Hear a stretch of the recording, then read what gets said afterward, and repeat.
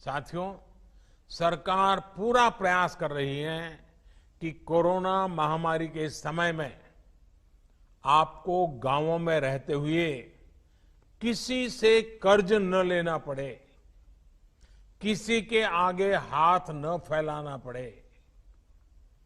गरीब के स्वाभिमान को हम समझते हैं। आप श्रम एव जयते, श्रम की पूजा करने वाले लोग हैं। आपको काम चाहिए, अवसर चाहिए, रोजगार चाहिए। इस भावना को सर्वोपरि रखते हुए ही सरकार ने इस योजना को बनाया है। इस योजना को इतने कम समय में लागू किया है।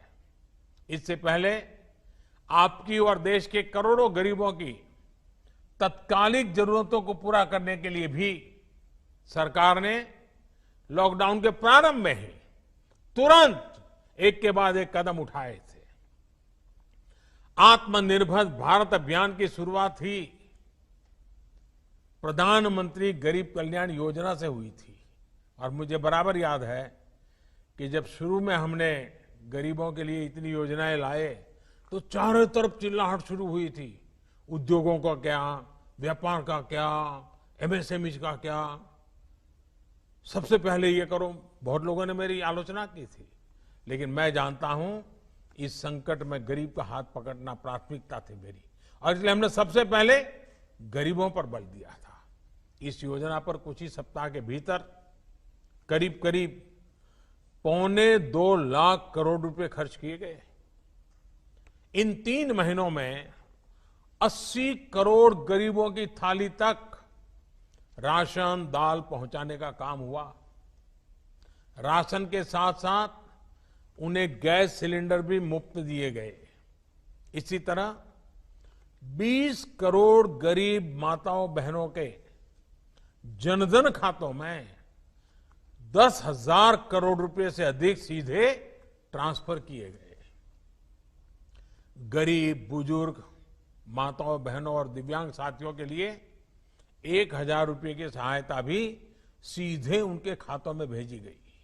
सोचिए, अगर घर घर जाकर आपके जन धन खाते न खुलवाए गए होते, मोबाइल से इन खातों और आधार कार्ड को जोड़ा नहीं होता, तो ये संभव होता क्या? इतने कम समय में रुपये योजनाएं पहुंचती क्या? और पहले का समय तो आपको भी याद है क्या होता था। पैसे ऊपर से चलता था तो आपके नाम से ही चलता था, लेकिन न कभी वो आप तक पहुंचता था, न कभी वो पैसा आपका होता था।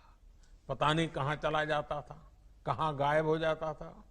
अब ये सब बदल रहा है।